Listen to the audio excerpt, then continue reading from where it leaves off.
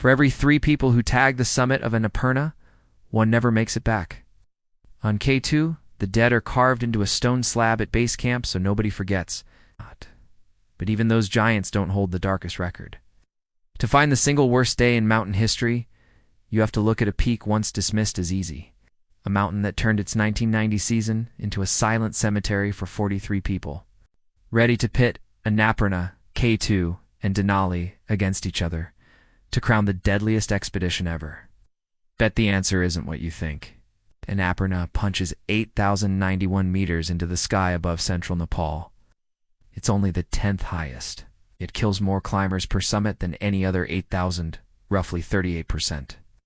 The south face drops a straight 3,000-meter cliff of rotten ice and snow. Here, avalanches aren't accidents. They're Tuesday. October 1992, French guide Pierre rolls in with a tight crew 6 clients, 2 guides for Sherpas. He's bagged Everest and Cho Oyu, so Annapurna feels like the final exam. After a few acclimatization laps, they leave camp. For its 6,400 meters on the morning of the 18th, by 7,400 meters a warm front barges in and turns the face into mashed potatoes. Keeps climbing summit windows, don't wait. Around 2 p.m., he's up there with 2 Sherpas. At 7,800 meters, an entire slab think city block lets go. For climbers below them simply vanish. Radio's base camp. The slope is tearing itself apart, and the line goes dead. When rescuers reach the debris 2 days later, they find only backpacks, a snapped axe, and 1 glove. 9 gone, no bodies. The 1992 Annapurna slide becomes the textbook case of how fast routine turns into a body count. K2 to 8,611 meters on the Pakistan-China border.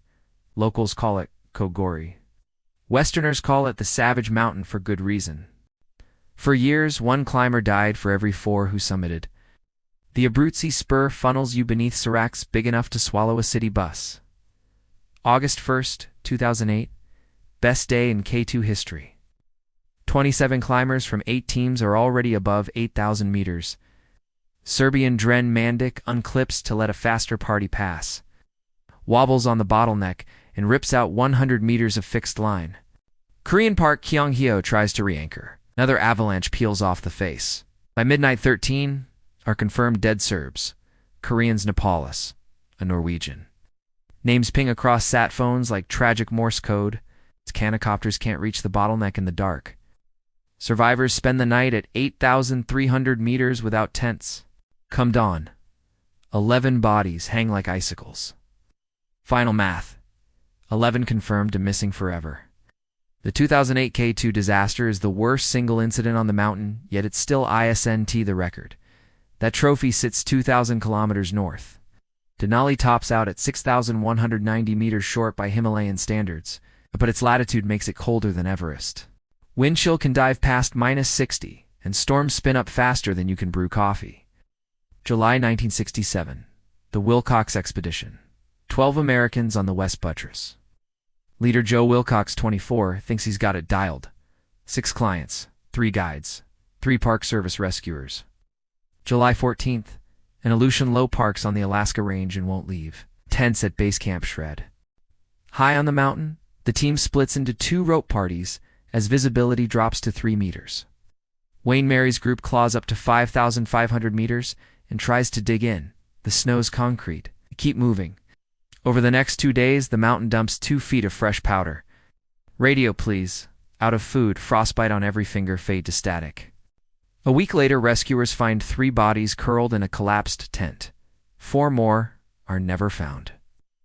Score: 7 dead, 5 survivors. The 1967 Denali disaster forces the park service to overhaul rescue protocols and still stands as North America's worst climbing accident. The reveal. Lenin Peak, 1990. The avalanche that changed everything. So which expedition holds the deadly crown? None of the above? Let's talk Lenin Peak, 7,134 meters on the Kyrgyzstan-Tajikistan border. Pre-1990, it was a Soviet training ground, popular because the route was easy. On July 13, 1990, a 6.2 earthquake rattles 40 kilometers away. 5,300 meters, a hanging glacier fractures. 43 climbers, mostly Moscow State students, are asleep in a snow cave directly beneath it.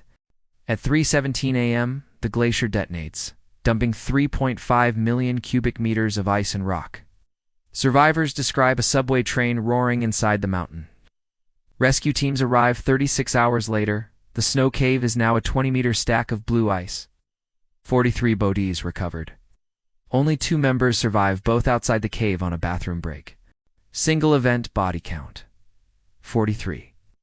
It's the deadliest mountaineering accident ever recorded, yet outside Russian circles the story barely makes a footnote. Annapurna teaches humility in avalanche roulette. K2 lectures on Serac roulette. Denali reminds us that cold kills as surely as altitude. But the worst loss of life happened on a beginner-friendly training climb. Moral: no mountain is safe, and statistics lie until the ground starts moving. To the 43 on Lenin Peak, the 13 on K2, the 9 on Annapurna, the 7 on Denali, and the thousands more who never came back, you remind us that the summit is only half the climb. If this helped you feel the scale of what's at stake, hit subscribe.